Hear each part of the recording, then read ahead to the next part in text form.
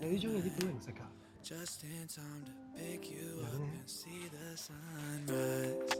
？Days with you are my getaway. Peace of mind on a rainy day. You know how to show up right on time, never late.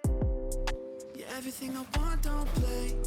You're everything I need, don't change the way you feel. And baby, I'ma keep it real. If they gave me everything, I would give it all away for you. 迪士尼零食限量登場，得意又好味，快啲嚟百佳買啦！ With you, I know I'll be okay. Girl, there ain't nothing I would. 有大笨蛋黃然喺度，係平時好醒嘅，但係相信總有尷尬嘅時間啦，係咪？你唔使情深望住我㗎啦，係咪先？你上得嚟呢度，我梗係要問你㗎啦。係人生最尷尬嘅事咧，真係好少尷尬。我逼佢講真名，你啊？嗱嗰個 artist 嘅真名我唔講好。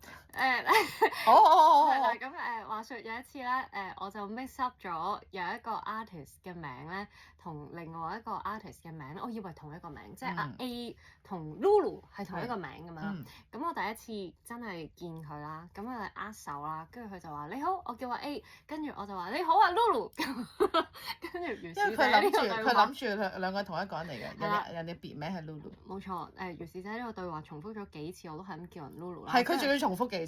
係，跟住到入 lift 啦，唔知我入 lift 定佢入 lift 啦。跟住咧，佢就話拜拜，跟住我話拜拜 Lulu，咁跟住有3 lift 喎，跟住我同事就話你啊真係 Lulu 啊，因為唔係叫 Lulu， 第二個人嚟。點解你咁覺得人哋叫 Lulu 咧？因為我以為真係同一個人，面盲有啲勁。唔係呢個真係我覺得我真係真心尷尬，我都覺得。所以之後又 say sorry 咯，我又真係私底下走咗嘅時候，真係 inbox 咗對唔住啊，我撈亂咗。